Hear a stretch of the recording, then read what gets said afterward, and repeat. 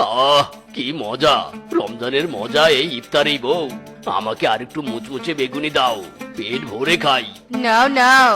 আজ মসজিদে এই 3টা খেজুর না দিলে কি দিয়ে ইফতার করতাম? যে খেজুর 3টা দিয়েছে, বিধাতা যেন তাকে ভালো রাখে, এভাবে যেন সবাইকে সারা জীবন সাহায্য করতে পারে। নাও নাও, খেয়ে নাও। টুম্পা মা, খেয়ে নে। সৃষ্টিকর্তার অশেষ কৃপা, সেহরিতে সাদা পানি খেলাম, আর এখন ইফতারে রুটি খাচ্ছি। তোমাকে যে এই রুটিটা দিয়েছে তাকে অনেক অনেক ধন্যবাদ।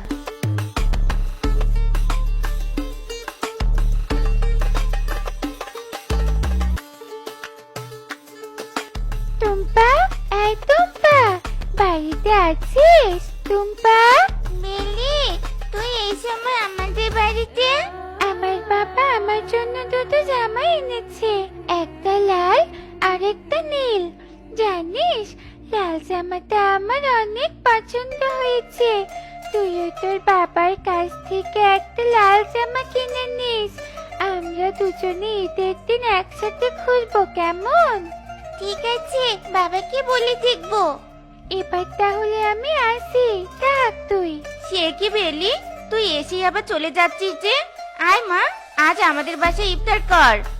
মা, এই বড় ঘরের মেয়ে আমাদের মতো গরিব পশুর বাড়িতে ইফতার করতে পারবে না, তার উপর আজ আমাদের ইফতারে শুধু সাদা মুড়ি। সমস্যা নেই টুম্পা, বেলির রিজিক আজ আমাদের বাড়িতে আছে। আয় বেলি, ঘরে আয়।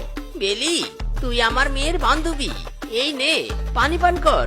আমরা গরিব পশু, তাই তোকে বেশি কিছু খেতে দিতে পারবো না। এই সাদা মুড়ি দিয়েই ইফতার কর আমাদের সাথে। সারাদিন রোজা রেখে তোমরা এই সামান্য খাবার দিয়ে ইফতার করো, তোমাদের কষ্ট হয় না? বিধাতা আমাদের রিজিকে যা রেখেছে আমরা তাই পেয়ে সন্তুষ্ট রে। নে, পানিটা খেয়ে নে মা। এ কি বেলি, যাচ্ছিস কেন?